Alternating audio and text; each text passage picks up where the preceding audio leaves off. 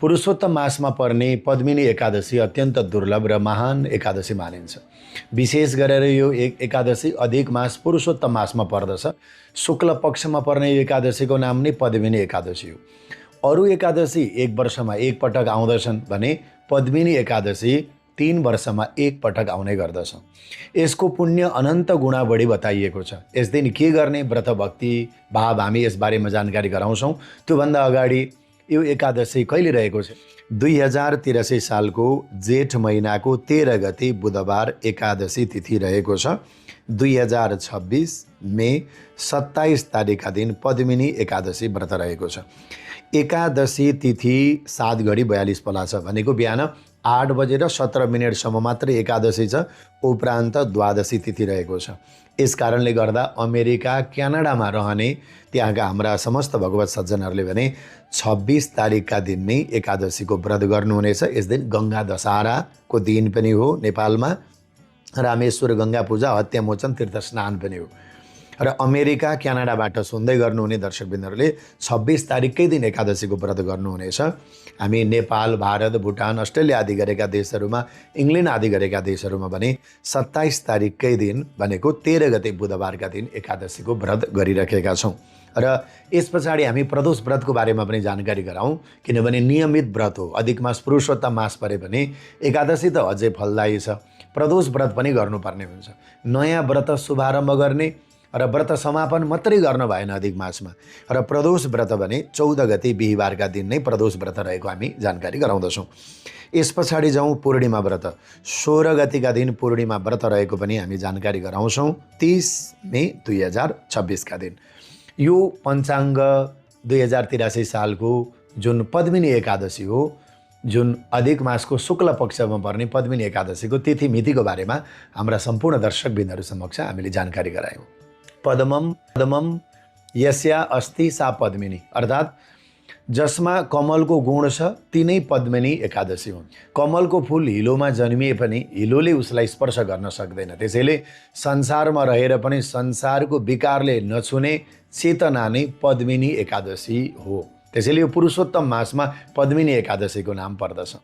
पुरुषोत्तम मासको पद्मिनी एकादशीले भक्तको हृदयलाई कमल झैँ निर्मल बनाउने शक्ति राख्दछ भन्ने भाव पनि यो एकादशीले दिन्छ। यो एकादशीका दिन भगवान श्री हरि विष्णु तथा पुरुषोत्तम भगवानको अत्यन्त प्रिय तिथि हो। पद्मिनी एकादशीका दिन भगवान विष्णु अथवा पुरुषोत्तम नामले भगवानको सेवा पूजा आराधना गर्नाले विशेष फल प्राप्त हुन्छ। पद्म पुराणको मत अनुसार भने यस एकादशीका दिन व्रत भक्ति गर्नाले हजारौँ अश्वमेध यज्ञ गरेको, गङ्गा स्नान गरेको, दान गरेको, तीर्थयात्रा भन्दा पनि पद्मिनी एकादशीको व्रतको महान फल बताइएको छ। यस दिन श्रद्धापूर्वक व्रत भक्ति गर्ने, जागरण गर्ने, हरिनाम गाउने, गीता पाठ, विष्णु सहस्रनाम, गोपाल सहस्रनाम आदि गर्ने व्यक्तिको पाप नाश भई भगवानको कृपा प्राप्त हुन्छ भन्ने वचन पद्म पुराणको रहेको छ। सङ्कल्प लिने, बिहान उठेर स्नान गरेर पद्मिनी एकादशीको नामले स्नान गर्ने, बिहान छिटै उठ्ने, स्नान गरेर शुद्ध वस्त्र धारण गर्ने, अनि म आज पद्मिनी एकादशीको व्रत भक्ति गर्नेछु, भगवानको सेवा भाव गर्नेछु, सत्य बोल्नेछु, कसैलाई दुःख दिन्न, कसैको अहित चिताउँदिन भनेर यस प्रकारले गङ्गा, गण्डकी जलहरू मिसिएका जलहरूले स्नान गर्ने, नभए ती तीर्थहरूको जलहरू सम्झेर स्नान गरेर व्रत भक्ति सुरु गरिदिने। विशेष गरेर भगवान विष्णुको शालग्रामको सेवा पूजा गर्ने, दूध पञ्चामृत गङ्गा जलहरूले स्नान गराउने, तुलसी पत्र अर्पण गर्ने, पहेँला फुल पूजले भगवानको पूजा गर्नाले विशेष फल प्राप्त हुन्छ। भगवानलाई धूप दीप नैवेद्यहरू प्रदान गरिदिने, घिउको दीपदान गर्ने, फल नैवेद्यहरू अर्पण गर्ने, अनि भगवानको हरिनामको जाप गर्ने, ओम नमो भगवते वासुदेवाय आदि गरेका मन्त्रहरूको जाप गर्ने, विष्णु सहस्रनाम, गोपाल सहस्रनाम यस दिन पाठ गर्ने अथवा सुन्ने। हरे कृष्ण कृष्ण कृष्ण हरे हरे, हरे राम राम राम हरे हरे, यो मन्त्रको पनि अधिकाधिक महामन्त्रको जाप गर्ने अत्यन्त फलदायी रहेको छ। यस दिन भागवत श्रवण गर्नु, रामायण श्रवण गर्नु, पुरुषोत्तम मासको कथा श्रवण गर्नुलाई विशेष पुण्यदायी मानिन्छ। रात्रिकालीन समयमा पनि केही जागरण, तुलसीको मठमा दीपदान गर्ने, पुरुषोत्तम मास चलिरहेको हुनाले भगवानको अगाडि दीपदान गर्ने। दीपदानको अर्थ कोही व्यक्तिलाई दिने होइन, दियो बालेर भगवानलाई प्रभु पुरुषोत्तम मासमा आज पद्मिनी एकादशीका दिन मैले दीपदान गरेँ भनेर तुलसीको मठमा विष्णुको अगाडि भगवानका नाम स्मरणहरू गर्दै त्यो दीपदान गरिदिने भगवानलाई। यस दिन सम्भव भएसम्म आफूले अन्न नखाए पनि यस दिन अन्नदान गर्न सकिन्छ।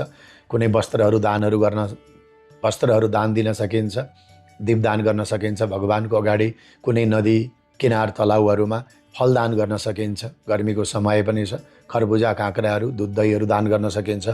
गौ सेवा आफ्नो सामर्थ्य र श्रद्धा अनुसार समय भएसम्म गर्न सकिन्छ। साधु सन्त गरिब असहाय व्यक्तिहरूको सेवा पनि विशेष फलदायी रहन्छ एकादशीका दिनमा। मुख्यतया एकादशीको व्रत गर्दै जाँदा भक्ति श्रद्धा भगवानको स्मरण नै व्रतको आत्मा हो भन्ने कुरो ख्याल गर्ने। दर्शकबिन्दहरू, त्यसैले पुरुषोत्तम मासका सम्पूर्ण तिथिहरूमध्ये पद्मिनी एकादशी, किनभने दुईटा एकादशी आउँछन्, अहिले सुरुमा पद्मिनी एकादशी आएको छ, पुरुषोत्तम मास।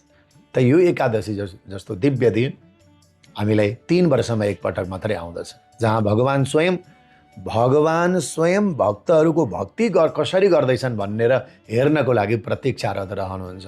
त्यसैले यो एकादशी केवल उपवासको दिन मात्र होइन, आत्मालाई भगवानको चरण कमलमा अर्पण गर्ने महत्त्वपूर्ण अवसर पनि हो। व्रत भक्ति साधनाले जीवन धन्य बनोस्। यस दिन केही न केही सत्पुण्य सत्कार्यहरू गरौँ। पवित्र मास हो पुरुषोत्तम मास र यो एकादशी अझ पवित्र हो।